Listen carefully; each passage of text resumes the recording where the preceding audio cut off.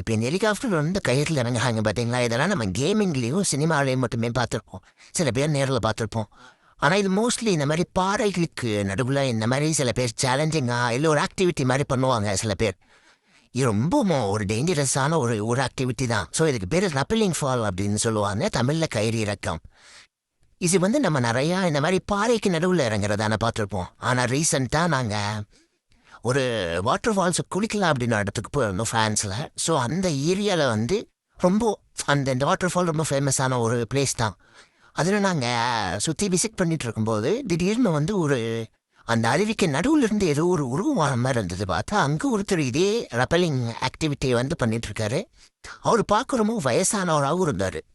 எப்படிடா இந்த ஆக்டிவிட்டி நாமளாக பாறையில் இறங்கும்போது நமக்கு வந்து வழுக்கும், இது வந்து ஒரு வாட்டர் ஃபால்னு வந்து தண்ணிக்கு நடுவில் இது ஒரு பண்ணுறாரு, எப்படி இறங்கி கீழே வருவார் அப்படிங்கிற மாதிரி பார்த்துக்கிட்டு இருந்தேன். ஏன்னா தண்ணி ரொம்ப ஸ்பீடில் போயிட்டு இருந்துச்சு. பட் அதுலேருந்து எப்படி கீழே இறங்கி வருவாருன்னு கீழே பார்த்துட்டு இருந்தோம். பட் நான் நல்லபடியாக அவர் வந்து பொறுமையாக கீழே இறங்கி வந்துட்டார். ஸோ இது வந்து இதெல்லாம் வந்து ஒரு ஆக்டிவிட்டியாக இந்த ஊருக்காரங்க பண்ணுறாங்க. ரொம்ப பிரமிப்பாக இருந்தது அவர் கீழே வந்து இறங்கி நின்னதும். பிடிச்சிருந்தா ஒரு சப்ஸ்கிரைப் அண்ட் லைக்.